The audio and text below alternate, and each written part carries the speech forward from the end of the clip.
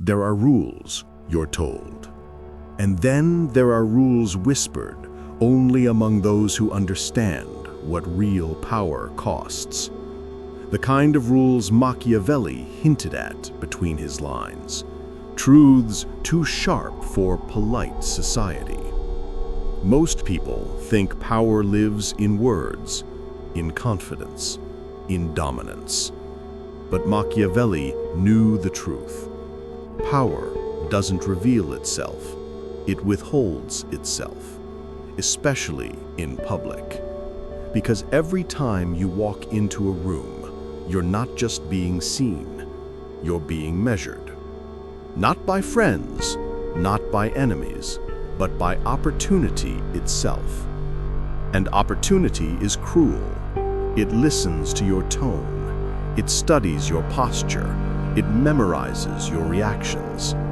The moment you show too much, it knows exactly where to cut. In public, you are either the observer or the observed. And once you become predictable, once you start leaking your emotions, your opinions, your impulses, the crowd owns you. They no longer wonder what you'll do next. They already know. Machiavelli understood that the most dangerous thing in the world isn't an open enemy, it's an exposed soul. That's why the powerful don't simply act differently. They rehearse invisibility. They strip away everything that reveals weakness until what's left is pure control. These are not rules for the polite or the idealistic. They are rules for those who want to move through the world unseen, but always felt. To be the stillness that others orbit around. To be unreadable, untouchable, inevitable. And there are 9 behaviors, subtle, human, common, that destroy that invisibility. 9 instincts that ordinary people indulge without realizing each one weakens their presence. Machiavelli wouldn't just avoid these. He'd study them, then erase them from his public life completely. If you want to build an aura of dominance, not through arrogance, but through psychological gravity, you must do the same. Every failure becomes a spectacle. Every delay becomes gossip. The Machiavellian approach is surgical. Move quietly. Let people underestimate you. Let them think you're idle, distracted, or indifferent. Then one day, let your results appear fully formed, undeniable, unchallenged, complete. In that moment, the silence that preceded your success becomes a weapon.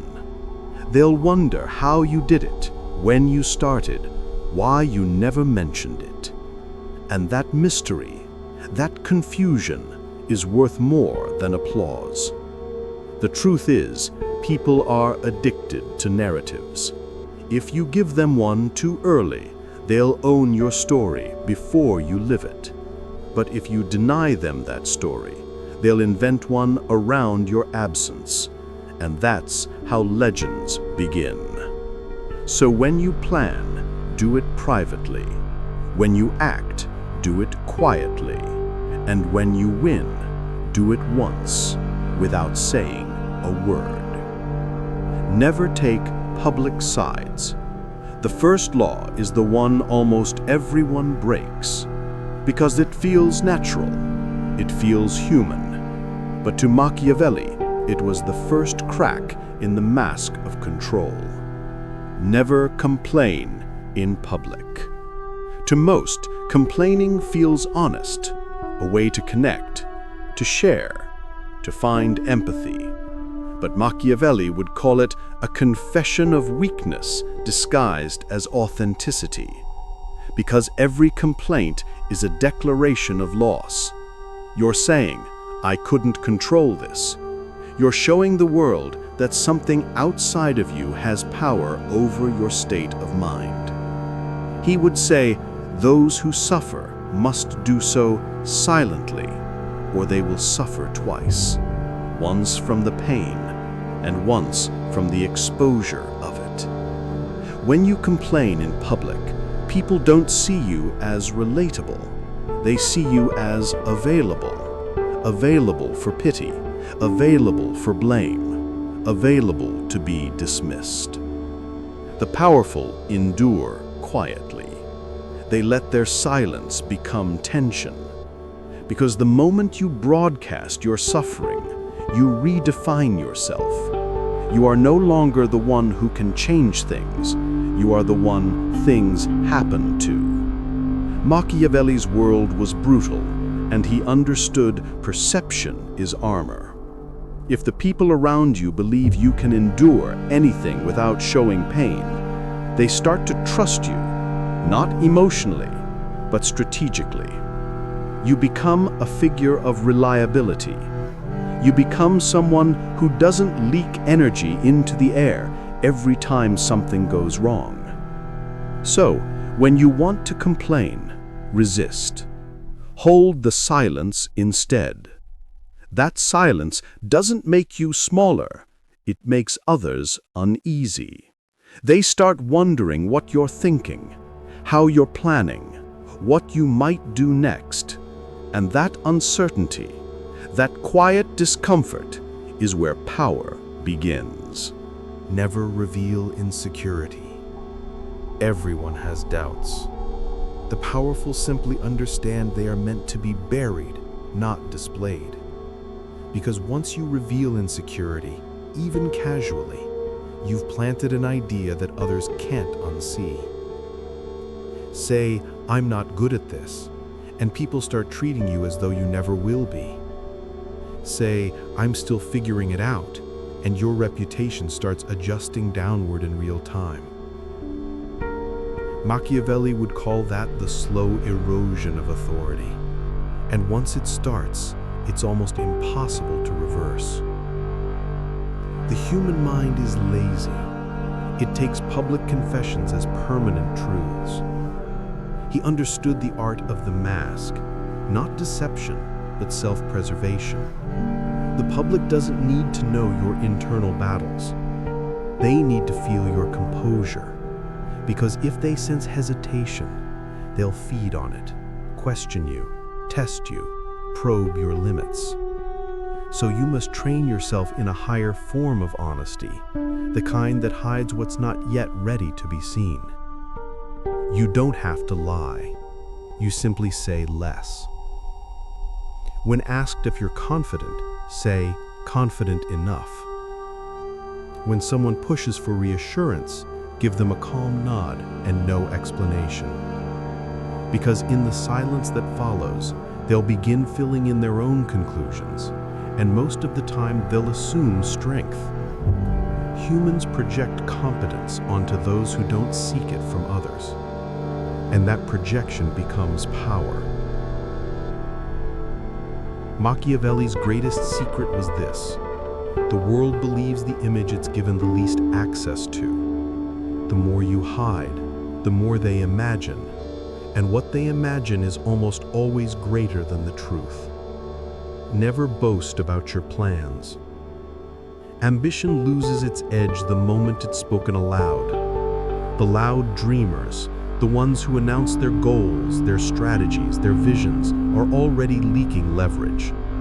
Because when you reveal your direction, you reveal your vulnerabilities. You invite interference, envy, and subtle sabotage. Machiavelli watched men rise and fall because of their mouths. He said, "The wise man acts before he is seen to act." To him, the act of revealing intention was a luxury reserved for fools, for those who needed recognition more than results. When you boast publicly, you're satisfying your hunger for validation before the victory has even been earned. And in doing so, you drain the very energy that should have fueled the achievement itself. Worse, you invite observers to track your progress, measure you against your promises. And when you fail to hit your mark, they cheer at your setbacks. So, the Machiavellian learns to say less. He would say, never reveal your aim until the arrow is launched. Until the moment of action, you remain an enigma, blending into background noise. Because when they don't know what you're planning, they can't prepare for your shift. And in the absence of preparation, you can strike with double the impact.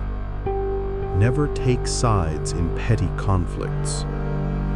Loyalty is noble in private, but in public, it's a leash.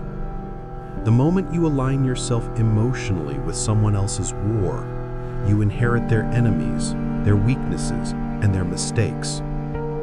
Machiavelli warned rulers of this very trap, to never step into battles that offered no strategic reward. He observed that the most dangerous wars aren't fought with swords, they're fought with opinions. People spill their allegiance into the air, hoping to seem virtuous or brave, never realizing that every stance reveals their coordinates. Every opinion exposes their emotional map. He would say, when you show what you defend, you show what can hurt you. And the world listens carefully for those clues. In petty conflicts, the crowd demands that you choose. They crave reaction, because reaction is control. If they can predict where you stand, they can predict where to strike. So the Machiavellian remains silent, above the fray, studying. This isn't cowardice, it's calculation. Because neutrality isn't the absence of belief, it's the preservation of choice. By refusing to take sides publicly, you preserve your ability to negotiate with both. And when the smoke clears, both sides still need you. He understood that the loudest loyalties fade first, while the quiet ones outlast empires. So let others reveal their allegiances. Let them bleed information into the air. You stand still. You watch. And when it matters most, you move. Not from emotion, but from advantage. Because power never chooses sides for morality. It chooses sides for momentum. Never show hunger for attention. Attention is a drug. It feels like power because it feeds the ego, but it weakens the mind. Machiavelli believed that nothing rots authority faster than visible need. The person who walks into a room searching for validation, laughing too loudly, explaining too much, performing approval, doesn't realize they've already surrendered, because need is visible, and whatever people can see, they can manipulate. To the Machiavellian, attention must be earned through contrast, not competition. He knew that true presence comes not from seeking the spotlight, but from pulling it towards silence.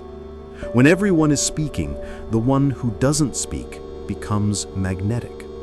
When everyone is eager to be noticed, the one who remains still becomes the focus of every wandering eye.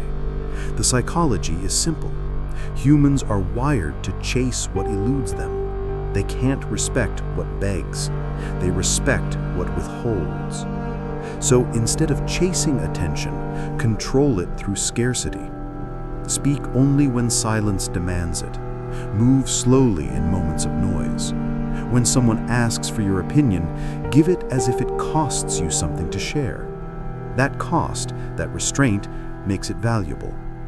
Machiavelli would say, make them wait for your voice, and they'll hear wisdom even in your silence. Desperation is loud. Power whispers. And the ones who can't stand silence will always fill it with noise that exposes them. You, meanwhile, remain untouched, the still point in a room spinning itself into exhaustion. Because those who hunger for attention become clowns for the crowd, but those who ration their presence become kings of perception. Never break under pressure, even slightly. There are moments when the world watches, a disagreement, a public challenge, a confrontation, and in that moment, your composure becomes your crown. You can lose everything else, but if you keep your stillness, the myth remains intact. Machiavelli saw rulers collapsed not in war, but in emotion. They didn't fail because they were defeated. They failed because they flinched. And the flinch, that micro-expression of fear or anger, tells the crowd he can be broken. To the powerful, emotion is currency, but only if it's controlled. You don't have to feel nothing, you just have to show nothing. When provoked, most people reveal everything: their nerves, their irritation, their panic. They speed up their speech. Their posture caves. They try to explain, to argue, to win the moment. But Machiavelli wouldn't try to win a moment. He'd try to own the frame. He'd absorb tension the way stone absorbs sunlight, silently, completely, without movement. Because when everyone expects explosion and receives stillness instead, the entire energy of the room shifts toward you. He would say, "The calm man commands the storm." When others shout, you lower your voice. When others accuse, you ask a question. When others panic, you breathe slower. These micro-movements aren't passivity, they're control. Because the crowd isn't watching the content of your words, they're watching the texture of your presence. And if your presence doesn't change under pressure, they start to believe you're built differently. That belief, even if false, becomes your advantage.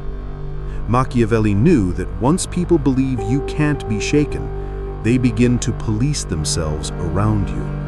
They hesitate before confronting you. They measure their tone, their distance, their expression. And just like that, you've shifted the hierarchy without saying a single word. Power doesn't announce itself in volume or speed or certainty. It reveals itself in the rarest expression known to man: perfect composure. And composure, once mastered, becomes indistinguishable from superiority. Never overexplain yourself. Weak people justify. Strong people clarify only when necessary. And the truly powerful? They let silence do the explaining. Machiavelli understood that over-explanation is not communication, it's submission. Every extra word you use to defend yourself is an admission that someone else's opinion holds authority over you. It means you've stepped off your throne to plead your case to the crowd. The moment you explain yourself publicly, your decisions, your tone, your choices, you hand them the frame. Now you're reacting, not dictating. Now they decide what your words mean. He would never explain. He'd redirect. If someone challenged him, he'd smile faintly and say, "Perhaps you understood me perfectly." It's not denial, it's inversion. It turns the burden of understanding back on the accuser. Because the more you explain, the smaller your presence becomes. People don't remember explanations, they remember certainty. In Machiavelli's world, you didn't survive by proving yourself right. You survived by making others doubt whether they were wrong. So the next time you feel cornered by misunderstanding, resist the urge to unpack your intent. Just say, "You'll see soon enough," and then stop talking.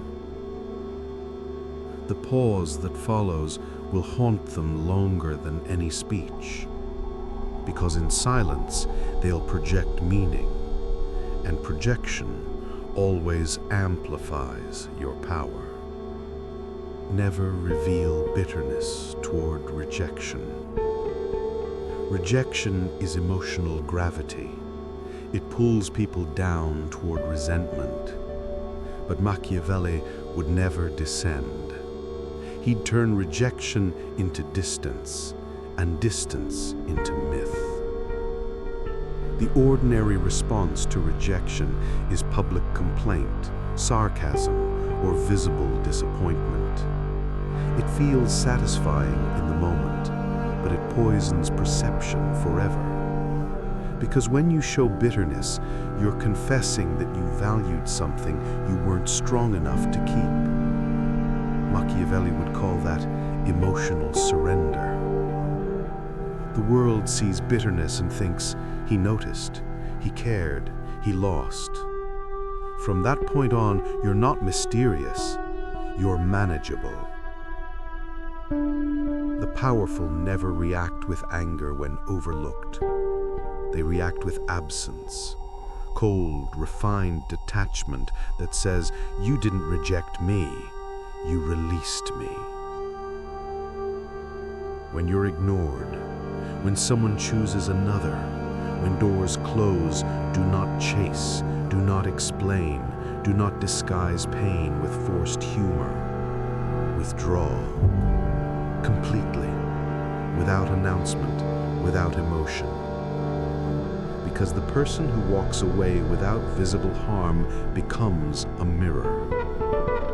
You reflect everyone else's insecurity back at them. They start to wonder if they misjudged your value, if they made a mistake, if they just lost something rare. Machiavelli knew this psychological twist well.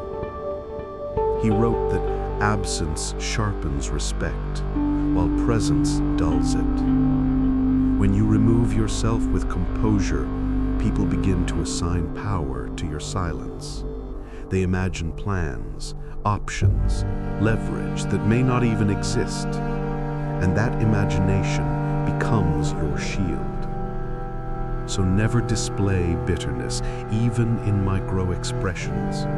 Smile faintly, maintain posture, and then disappear. Make them feel the space you leave behind, because that space, that void, is where power reforms itself. Never publicly criticize someone more powerful. This is the law most often broken by those desperate for validation. They think attacking the powerful earns respect. It doesn't. It earns exposure. And exposure without leverage is suicide. Machiavelli studied this pattern endlessly. He saw that when lesser men criticized rulers, even truth became treason. And when they were crushed, no one came to their aid. Because the crowd doesn't rally to honesty, it rallies to strength. He would never attack upward. He'd observe upward, collect weaknesses like currency, and wait. Wait until the timing made flattery profitable and truth lethal. He knew that if you strike too soon, you look envious. If you strike too late, you look forgotten. But if you strike precisely, after power has begun to rot from within, your single word becomes prophecy. He'd say, never interrupt the downfall of a rival. Let gravity finish what arrogance began. When you criticize someone above you in public, you think you're challenging the throne. In reality, you're reminding everyone that you don't have one. You make the hierarchy visible and place yourself beneath it. If someone more powerful offends you, never respond publicly. Respond strategically. If their power is fading, align with their replacement. If their power is strong, offer small, precise praise that shields you under their shadow. Because to survive in a world of egos, you must learn to kneel without bending. The goal isn't submission, it's camouflage. And if you must reveal truth, do it through silence that makes others speak it for you. Machiavelli's genius was never in what he declared.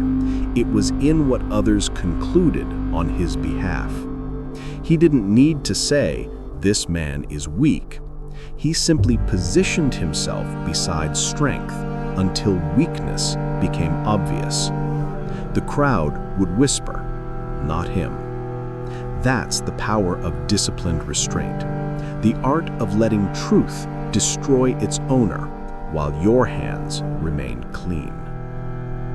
The Machiavellian doesn't win public battles through performance. He wins through invisible orchestration, through what's not said, not shown, not revealed. These 9 behaviors aren't about image, they're about insulation. Because once you remove these weaknesses from your public life, you create a vacuum around you.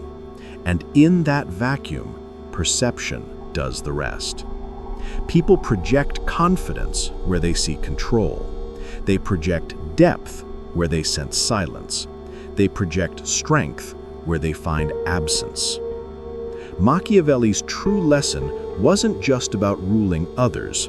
It was about mastering the stage of existence itself, the public theater where most people volunteer their power in exchange for approval. You, however, will do the opposite. You will withdraw from the noise, observe the players, and move with a rhythm that makes people doubt whether you're reacting or conducting. That doubt, that subtle confusion, is what transforms presence into legend. Because the Machiavellian doesn't speak to be understood, he speaks to be remembered. And he doesn't act to impress, he acts to destabilize certainty. When the room can't predict you, it adjusts around you. And that's when you know you've mastered the laws that even Machiavelli warned about breaking. You've cut away the noise.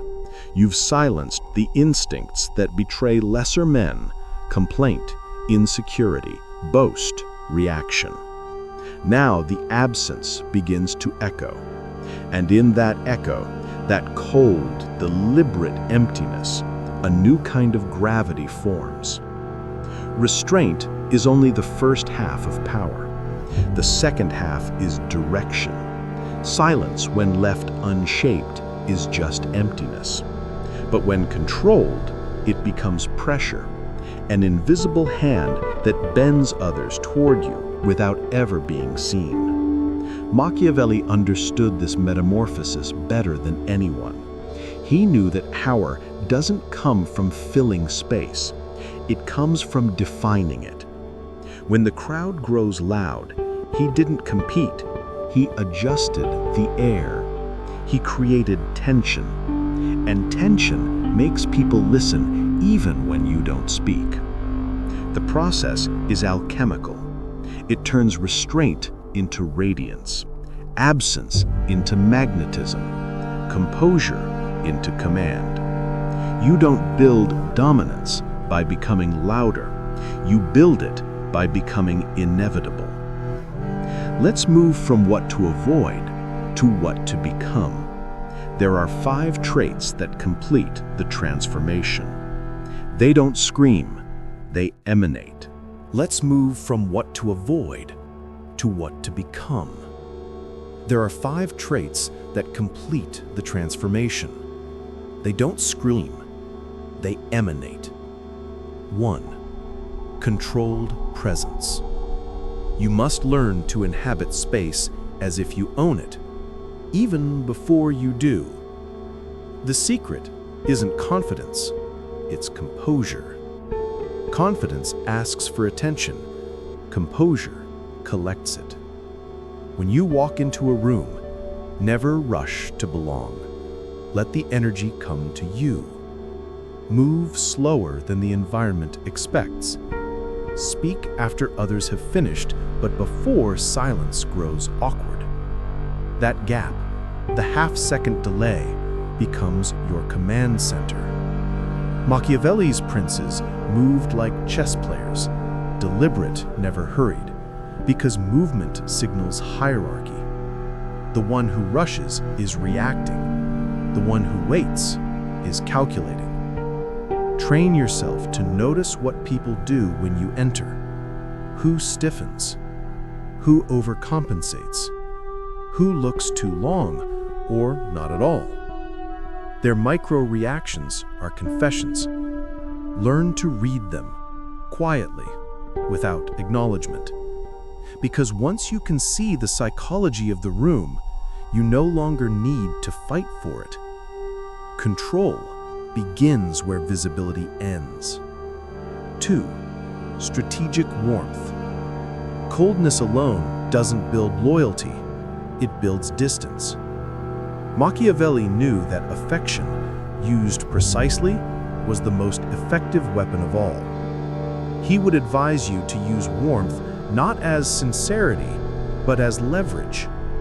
When you're warm, do it by choice, not habit. Offer genuine attention to one person at a time, never the crowd.